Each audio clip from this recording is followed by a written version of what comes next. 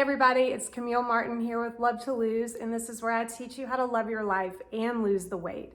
In my video today, I want to talk about something that's really important, and that is the connection between binge eating and chronic dieting, hating your body, body dysmorphia, and something you may not have thought much about, but the cultural silencing of women. And the reason it's important to talk about this is so that you can understand that there is a very definite, strong influence that is pushing you to eat emotionally, to try to diet off the weight, to hate what you look like, and to keep yourself silent. So in order to illustrate this connection, I'm going to tell you my story. I'm going to get really personal and tell you how all of these things heavily influenced me so that you can escape the trap just like I did. So from the time I was very young, like around 12 years old, I trained myself to eat emotionally. I had a lot of feelings that a lot of kids do. I didn't feel like I fit in. I felt very lonely and like I couldn't express myself and that people didn't understand me. I'm sure every kid does feel that way. But in order to cope with those feelings, I turned to food. I trained myself to use food to make me feel better. So I would lock myself in my parents' den and I would take as much food as I could and turn on the TV and just eat. And it did make me feel better in that moment. I didn't have the life skills or the wisdom to deal with my feelings and emotions, so I ate to get rid of them. And that formed a lifelong pattern of emotional eating and binge eating.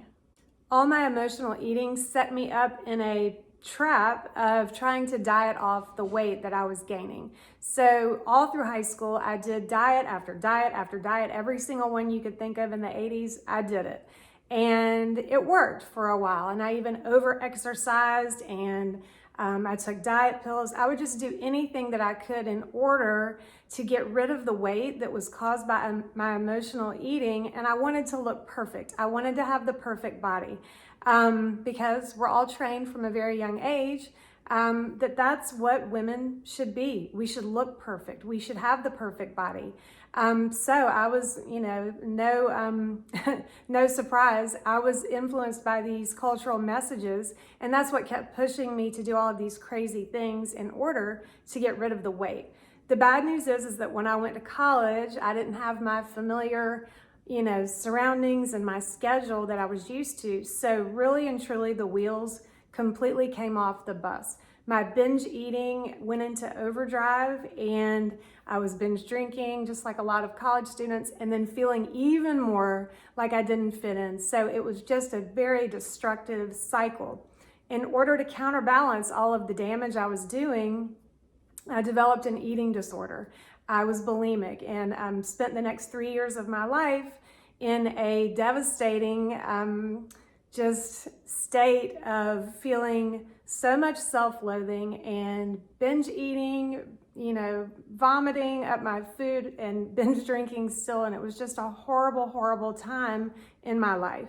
When I graduated college and moved to Atlanta to get my first job, I somehow managed to get control of some of my self-destructive behaviors. I quit drinking so much, which was great. And I also managed to quit binging and purging, which was just so amazing that I was able to somehow do that. And I don't know how I did it. I think it was just the misery of it was so great that I just decided I can't do this anymore. However, the mindset that I had that wanted to look perfect, wanted me to be perfect and to be the perfect woman and to look perfect and to have the best figure and to be sweet and look pretty and get the approval of everyone around me was still there. So that did not go away.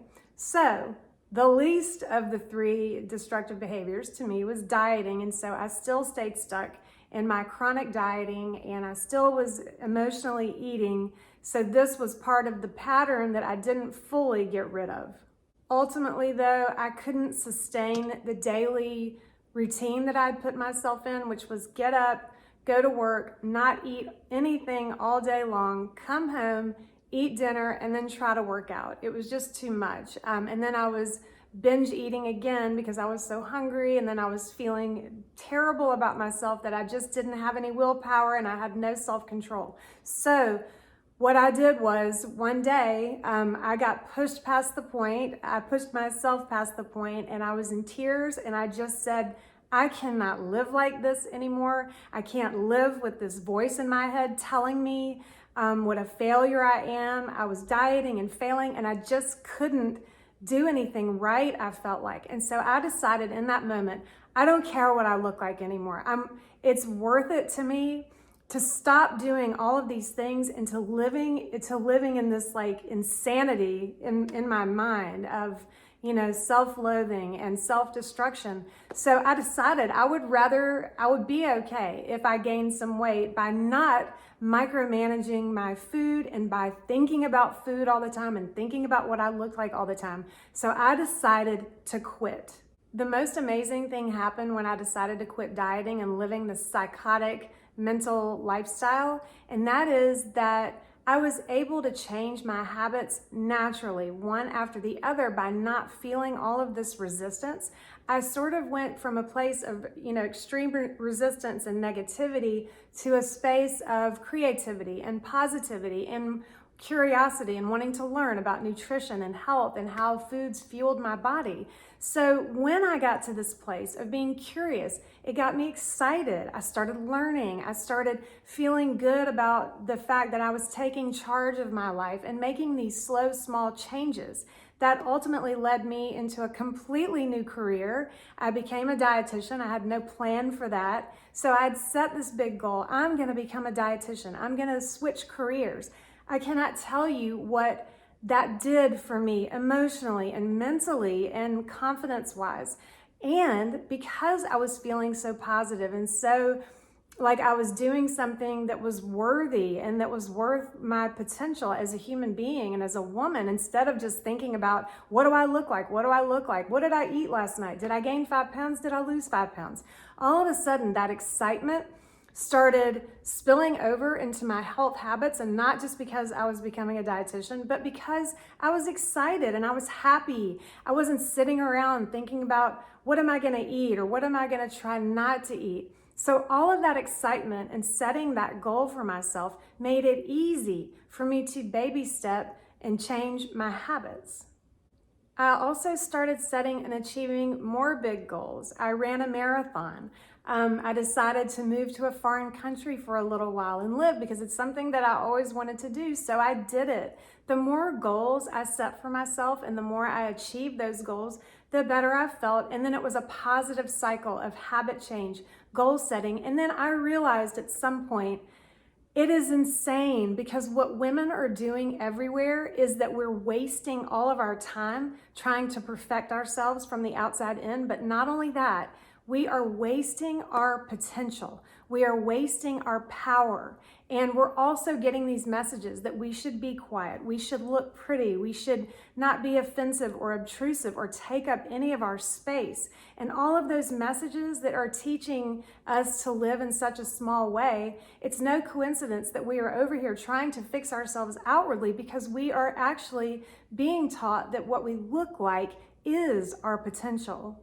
So you can see how all of these things are connected. And the best part is that once you start working towards your potential, as you can see from my story, you no longer have to be obsessive about what you're eating or what you look like, because what you look like on the outside will start to change automatically when you're getting in touch with your personal power and your potential. And once you start realizing that, everything else really just falls into place. So what really is the good news here is that you don't have to work so hard. You don't have to waste your life. You don't have to waste all of your time. Start working towards your potential. And then while you're doing that, make slow, steady changes to your habits, because trying to change everything you do, like when you're on a diet, changing all of your behaviors all at once, that requires willpower. It doesn't work. It's not sustainable. And then you just go right back to what you were doing before you went on the diet. So what you have to do instead is to start making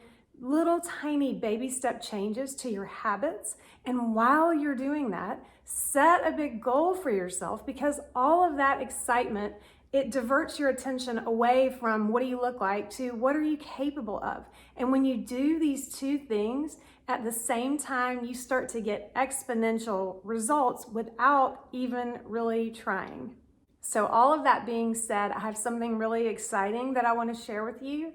I thought, women need a place where they can go, one place where they can be taken through the process of changing their habits one after the other, and also setting and achieving a goal, which also is made much easier if you break the goal down into tiny baby steps. So I thought, why don't we have a place where women can do both, and a place where they can also be inspired to stay on track with inspirational material like books and podcasts and documentaries, and there's so much out there that you can use to inspire yourself. I figured women need a place for all of this. So my exciting news is that I am in the process of developing a mobile app that will help you do that. I'm super excited about it. Now here's where I need your help. In order to build the app, I have to find an investor, and the more people that I can show a potential investor that have interest in something like this, the easier it will be to get this whole thing made. So if you are interested in seeing something like this be a reality, something that you could use every day right here on your phone that would help you change your health habits, set and achieve big goals, and stay inspired on a journey of transforming yourself from the inside out rather than the outside in. If that's something you would like to see, and I hope that it is, I would love it if you would go to this website, and I'm going to put it below, empowerfully.io. And if you could just enter your name and email address, you're only going to get one email. I promise that's it. But if you can put your name and email into the system, I can show an investor that here is, look at all the women who really want to see this happen. So I would be really grateful if you would do that. Empowerfully.io. So to wrap this all up, I really and truly want you to understand these connections, because you can stop feeling ashamed of yourself or hating your body or feeling like you're a failure. There's no need for any of that, because you absolutely are not. You are a beautiful, powerful woman, and you deserve to live your life expressing that power and living life true to who you are, which has nothing to do with what you look like. If you need my help with anything or have any questions ever, I am here for you. So please send me an email, DM me on social media. I am here for you.